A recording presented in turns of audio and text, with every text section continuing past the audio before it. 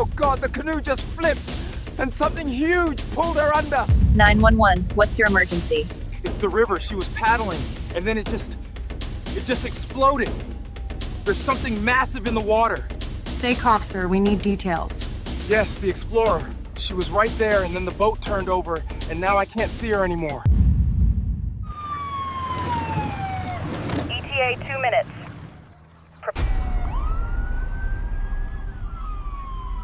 What began as a quiet morning paddle on a river in East Africa had transformed in seconds into a nightmare beyond imagination. Chloe Smith, an adventurer known for her measured courage and deep love of nature, had been swallowed by silence after a single violent eruption of water. Witnesses would later describe it in haunting detail, the way the surface seemed calm, almost fragile, before it shattered like glass around her canoe. They spoke of shadows lurking below, of a predator as old as time itself, lying in wait. This is not a story of carelessness, nor a tale of reckless risk, but of how quickly wild waters can remind us of their power. These are true stories. Subscribe to Animal Shock Stories and share your thoughts in the comments. What would you have done in the face of such terror? Chloe Smith was not a name splashed across glossy magazines or the endless reels of travel influencers, but for those who knew her, even fleetingly, she was a figure of quiet determination and reverence for the natural world. She had grown up far from these African waters, in a modest town where rivers were thin ribbons threading through countryside. Yet even as a child, she was drawn to their mysteries, sitting for hours by the bank, filling the pages of her small notebooks with sketches of currents and imagined maps of tributaries. By the time she was old enough to travel alone, she carried with her not the recklessness of youth, but a discipline that seemed carved into her from the start, every journey meticulously planned, every risk weighed with respect rather than arrogance. Friends would recall that Chloe's bravery was never loud. She was the kind of woman who faced storms not by boasting of her endurance, but by quietly packing her gear and stepping forward anyway, her resolve a steady flame rather than a flare. Her journals, later found water-stained and smudged, told of rivers she described as living veins of the earth, each passage written with reverence, each paddle stroke accounted for in lyrical prose. She never set out to conquer nature, only to listen to it, to let it teach her patience and resilience. And yet, there was something fated about her path, as though every sketch, every line of careful handwriting, had been leading her to this moment of confrontation between flesh and current, between human fragility and primeval force. To those who have pieced together her story since, Chloe emerges less as a thrill seeker and more as a quiet pilgrim, walking or paddling toward a destiny she could not foresee. Her love for wild waters was not naive, nor blind to their danger, but imbued with the hope that by meeting them on their terms, she could exist, however briefly, in harmony with something older and greater than herself. That reverence would become the haunting echo in the days that followed, when the river itself seemed to have absorbed her presence, leaving only ripples as testimony. In remembering Chloe, one must see her not merely as a victim of nature's violence, but as someone who had given her life to understanding its beauty, someone fated, whether by choice, chance, or destiny, to test the fragile boundary between awe and terror. The river at dawn was a painting of deceptive serenity, the kind of scene that could seduce any onlooker into believing in its gentleness, a mirror of molten silver, stretching into the horizon where the first blush of light painted the sky in soft strokes of rose and gold. The surface was flawless, a sheet of glass hiding storm, each ripple so delicate it seemed more dream than movement, and yet beneath that fragile calm waited currents that carried secrets far older than any human memory.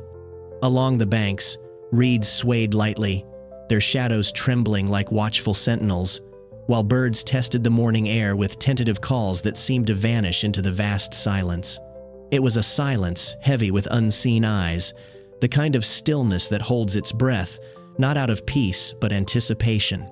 For all its beauty, the river was no sanctuary. It was a threshold, a borderland where life and death mingled beneath a sheen of golden reflection. Fishermen, hardened by years of watching its moods, knew better than to trust its stillness. Whispering of shapes that drifted just beneath the surface, of sudden eruptions that could swallow boats and lives in a heartbeat. In that hour between night and day, when the world itself seemed suspended, the river revealed its cruel paradox, that beauty and menace were not opposites here, but partners in an ancient dance. It lured the unwary with its shimmering grace, while keeping its violence coiled beneath, ready to strike like a shadow waiting for its cue. To Chloe, who dipped her paddle into its surface with reverence, it might have seemed like a living cathedral, its silence sacred, its grandeur humbling, but to the watchers in the reeds, avian, human, and reptilian alike, it was also a stage upon which survival played out in brutal honesty. The air hung damp and heavy, carrying the faint scent of mud and unseen decay, a reminder that what thrived here was built on endless cycles of life, consumed and life reborn. Even as the first rays of sun scattered diamonds across the water, that shimmer was an illusion masking a truth as old as time. The river gave, but it also took, and always on its own terms. Those who paddled its breadth were participants in that truth, no matter how carefully they tried to slip across its surface. For the river was not passive, it was watching, waiting, and remembering, and in its silence lay the weight of all who had ever been claimed. Long before Chloe Smith found herself gliding across African waters, her story had been traced along the smaller rivers and lakes of her childhood, places where her fascination with water first revealed itself like a secret only she could hear. Family photographs showed a girl perched at the edge of shallow streams, her knees muddied, her eyes fixed, not on toys or companions, but on the currents threading past her fingers. Her parents often joked that Chloe had been born with gills, because no matter the season, she found her way to the water's edge, where she would sit in silence, sketching ripples and inventing names for the way they moved. She was no reckless child, splashing blindly into danger. Instead, she was drawn to study, to watch, to learn how water could be both a mirror of the sky and a force that carried away entire branches in a sudden rush. When her parents enrolled her in swimming lessons, it quickly became clear she was not content to simply stay afloat. While others thrashed their way across lanes, Chloe moved with a quiet precision, her strokes smooth, her breath measured, as though she were already in communion with something larger than herself. Her instructors marveled at her natural poise, but Chloe was not interested in praise, she was interested in respect. After one class, when a child had panicked in the deep end, she asked her mother why the pool had turned so frightening so quickly, and her mother, shaken, told her that water was a gift but never a promise. That phrase burrowed into Chloe's heart, appearing later in her journals, underlined as if she knew it would guide her choices. By adolescence, she was no longer content with pools. She sought lakes, where shadows reached beneath her feet, where unseen things stirred, where silence held mystery. Her father remembered the way she would sit with her chin resting on her knees after long swims, whispering to herself about the depths, as though she were cataloging lessons no one else could hear. She was dedicated, thoughtful, always preparing, always writing, her notebooks filled with diagrams of tides and personal reflections that blended science with reverence. "The river is alive," one entry read, written in her delicate script, "and it allows us near, but it does not owe us kindness." These early glimpses revealed a young woman who never confused bravery with recklessness, who understood that the very thing she loved most could also turn on her without warning. In the stories told by her family, Chloe was not the girl who ran heedless into waves, but the one who studied their rhythm, who respected their danger even as she longed to immerse herself.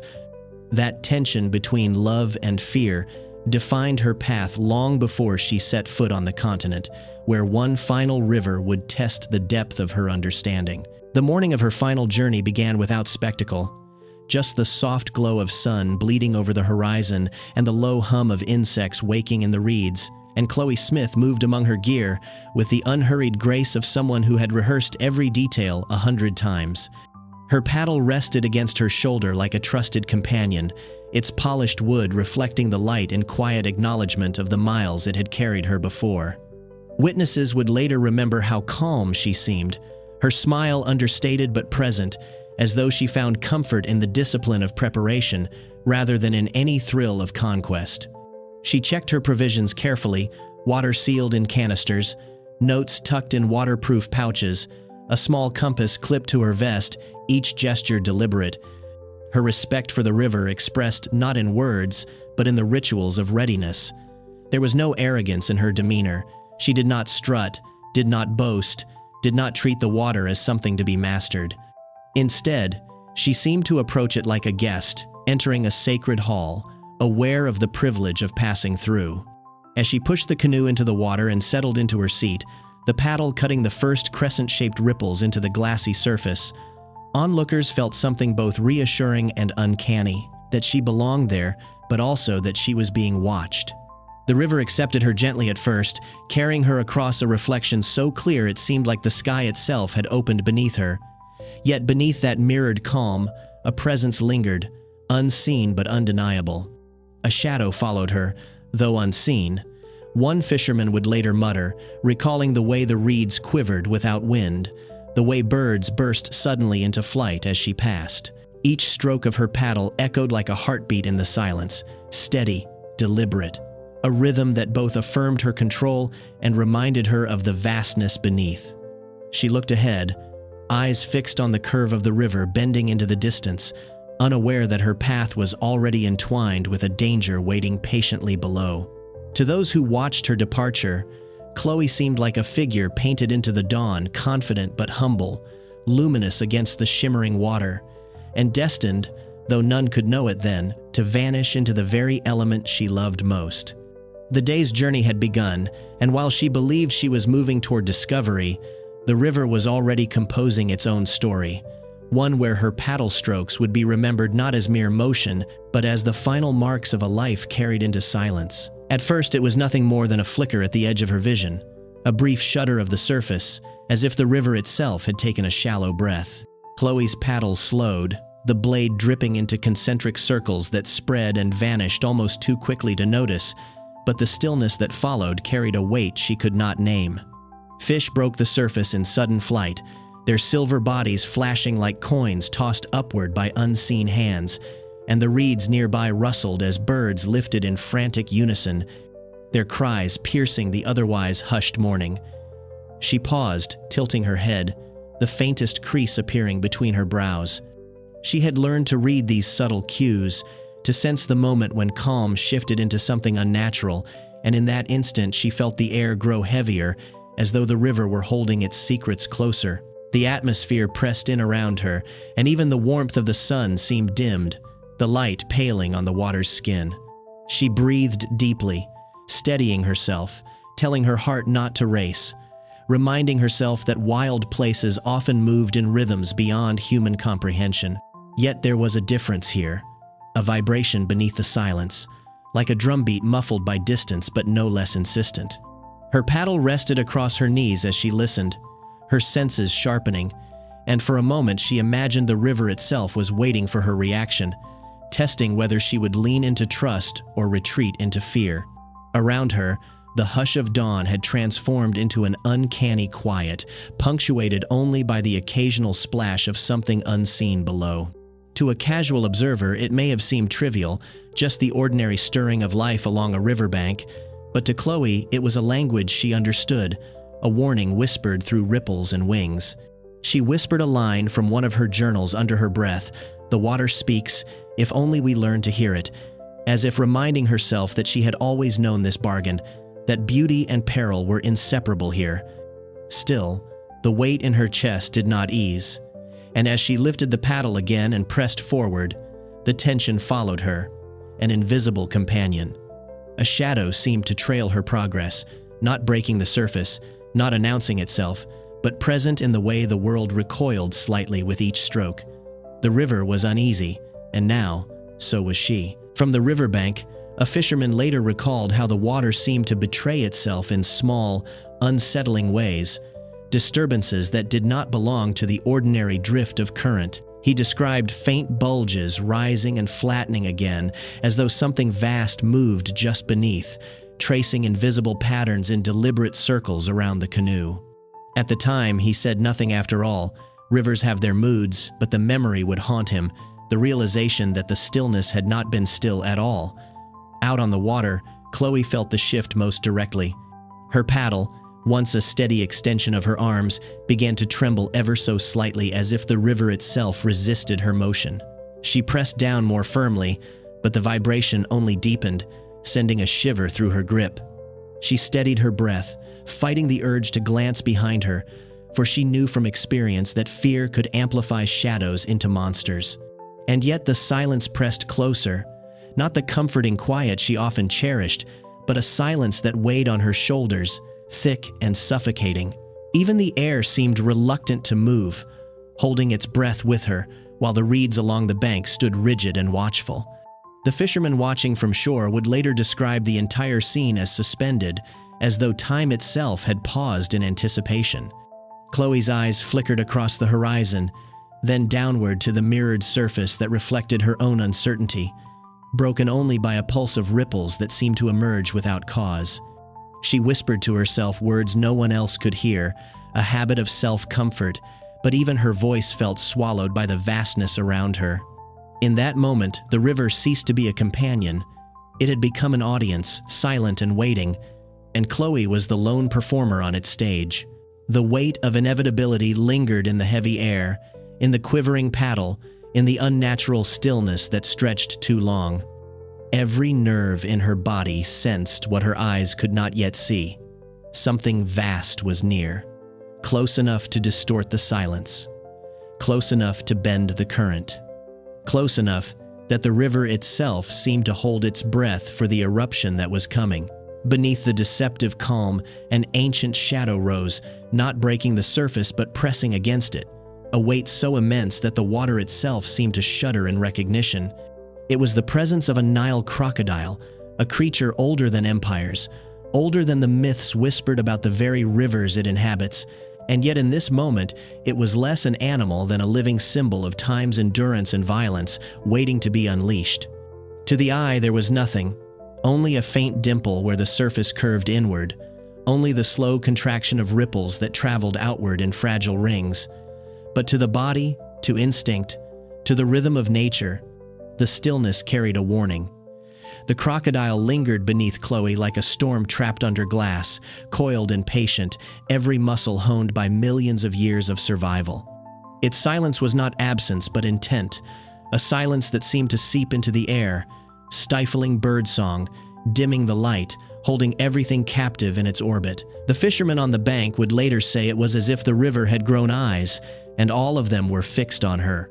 The imagery of predator and prey was not yet visible, but it was written in the water's taut surface, in the stillness of the reeds, in the sudden vanishing of fish from the shallows. The canoe drifted unknowingly above this vast, submerged shape, her paddle disturbing the glass skin of the river without realizing how close it came to brushing against destiny itself. The crocodile did not lunge, not yet. Its violence was latent, a thunderclap withheld, but the inevitability hung over the scene like an unfinished sentence. This was the foreshadowing of an event that seemed both natural and biblical, an echo of the truth that rivers, however serene, are arenas of ancient hunger. Chloe, calm and steady in her motions, could not feel the gaze that lingered from below, but those watching sensed it in their marrow, that the shadow beneath was no ordinary shadow, but a waiting verdict, a reminder that in the wild, stillness is rarely safety. Chloe shifted in her seat, pausing her steady rhythm to stretch her arms. The paddle balanced across her knees as droplets of river water sparkled briefly in the morning sun. She raised a hand to her forehead and wiped away the thin sheen of sweat that had gathered there, the simple gesture so ordinary that it seemed to erase the tension of moments before. Her eyes traveled across the horizon where the river bent into a haze of gold and green, a painter's palette of reeds, distant trees, and sky. In that instant, she looked utterly at ease, a lone figure etched against the reflective surface, as though she were gliding across a piece of glass rather than a current concealing shadows. To her, the world was holding its breath in beauty rather than menace, and she allowed herself a small smile, the kind born not of triumph, but of quiet gratitude. For a brief span, the unease that had flickered in her chest dissolved into the rhythm of her breathing, and she leaned back slightly, closing her eyes just long enough to feel the sun's warmth seep into her skin. Witnesses on the bank would later describe that moment with a haunting clarity, how she looked so calm, so certain, so alive, as if nothing in the world could disturb the fragile peace that wrapped around her. One fisherman, his voice shaking when he recalled it, said, "That was the last time she looked free." His words carried the weight of hindsight, for freedom has a cruel edge when it precedes captivity, when it precedes an end written in silence. The river mirrored her every movement, its surface a perfect twin, amplifying the sense that she was suspended between two worlds, one of sunlight and sky, the other of unseen depths. Her paddle tapped lightly against the side of the canoe, the sound soft and irregular, like a heartbeat searching for rhythm. She exhaled, unaware that it would be among her final breaths, unshadowed by terror, unaware that the serenity she felt was a fragile veil stretched thin across a force waiting to break it apart. To those who reconstruct the story, this pause, this fleeting moment of calm, has become a symbol in itself. The quiet before an eruption, the last grace note of a life devoted to listening to the water. And when the surface shattered moments later, when violence rose from beneath, it was that memory of her stretching in the sun, of her smile against the horizon, that endured a vision of a woman at peace, moments before the river claimed her. The eruption came without warning, a sudden convulsion of water that transformed the tranquil surface into a cauldron of violence. One moment, Chloe's canoe glided peacefully across the glass. The next, it was struck with a force so immense it seemed as though the river itself had risen up against her. An explosion of spray shot into the air, glittering like shattered crystal before falling back in sheets, and in the center of it all, a vast shadow broke the surface scaled, ancient, unstoppable. The crocodile's body slammed the canoe from beneath, splintering wood and flipping it as though it were nothing more than drift. Chloe was thrown sideways, her paddle ripped from her grip and hurled skyward, spinning once before vanishing into the turmoil. The water churned violently, waves crashing against the reeds, as if the river had been turned into a storm, its calm obliterated in an instant. Witnesses on the bank screamed, their cries piercing through the roar of chaos, but their voices were powerless, carried uselessly across the distance. One man shouted her name again and again until his throat broke with despair, but Chloe was already gone from sight, pulled into the frothing current. The crocodile thrashed with terrifying precision, the river foaming around its movements, each strike of its tail a thunderclap in the water. For a moment, there was nothing visible but chaos spray, ripples, the echo of something primal unleashed. Then, silence threatened to return, broken only by the gasping sobs of those watching, helpless to intervene. The scene lasted only seconds, yet every detail burned itself into memory. The gleam of teeth in the sunlit spray, the flash of her overturned canoe drifting aimlessly, the sight of her paddle disappearing beneath the waves. Short, sharp moments etched themselves into the air impact, capsizing, screaming, silence. It was brutal, it was absolute, and it was over almost as soon as it began. Where only a heartbeat earlier Chloe had stretched beneath the golden light, there now remained only a broken reflection. The river fractured into restless ripples. Witnesses stood frozen, the weight of helplessness crushing them, knowing they had just seen a life claimed in front of their eyes by a force they could neither fight nor stop. The violence ebbed as quickly as it had come, the river folding itself back into eerie composure, its surface smoothing as though nothing had disturbed it at all. The spray fell, the ripples spread outward, and then a silence heavier than any scream settled over the water. Witnesses stood paralyzed, their hearts racing against the unnatural calm, as if the river were mocking them with its sudden serenity. One man, hands shaking, fumbled for his phone and dialed emergency services, his words stumbling and broken, the desperation in his voice carrying across the line. A canoe overturned, a woman gone, something massive in the water. His cries for help were urgent, but in his chest he already knew the truth that the time between eruption and silence had been too short, too absolute. Minutes later, Responders rushed toward the scene, their sirens cutting through the stillness of dawn, their presence a jarring intrusion into the cathedral-like hush that had returned to the riverbank. Boats launched quickly, sweeping the surface, combing the reeds, calling Chloe's name into the emptiness. But no answer came back. The only movement was a shadow near the shoreline, where the crocodile itself had drifted after its strike. It lay there half-submerged, eerily calm, its ridged back barely breaking the surface, as though indifferent to the chaos it had just unleashed. Its stillness was unbearable to look at, neither triumph nor menace, simply presence, the embodiment of a predator that had done what it was made to do and now rested as though nothing had changed. And yet everything had changed. The overturned canoe floated in slow circles, a silent marker of where she had been. Her paddle, half buried in mud near the bank, glistened with droplets that caught the sunlight like mocking jewels.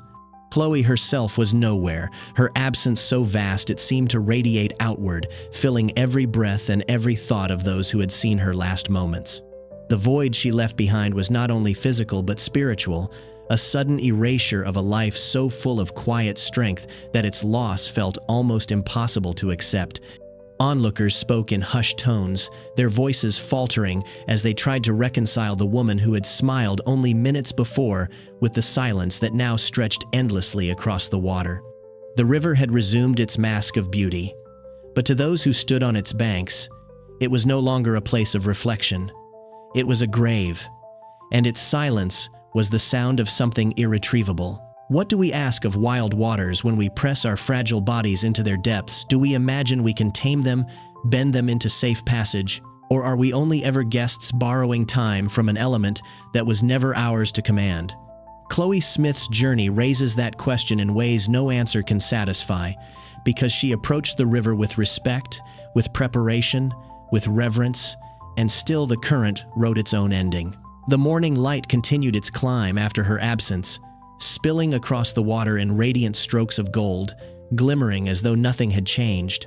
Birds returned to their perches, reeds swayed again in the soft breeze, and the surface shimmered with deceptive tranquility. To the casual eye, it was a perfect day, the river glistening with promise, yet to those who knew what had transpired, every gleam of light carried a shadow.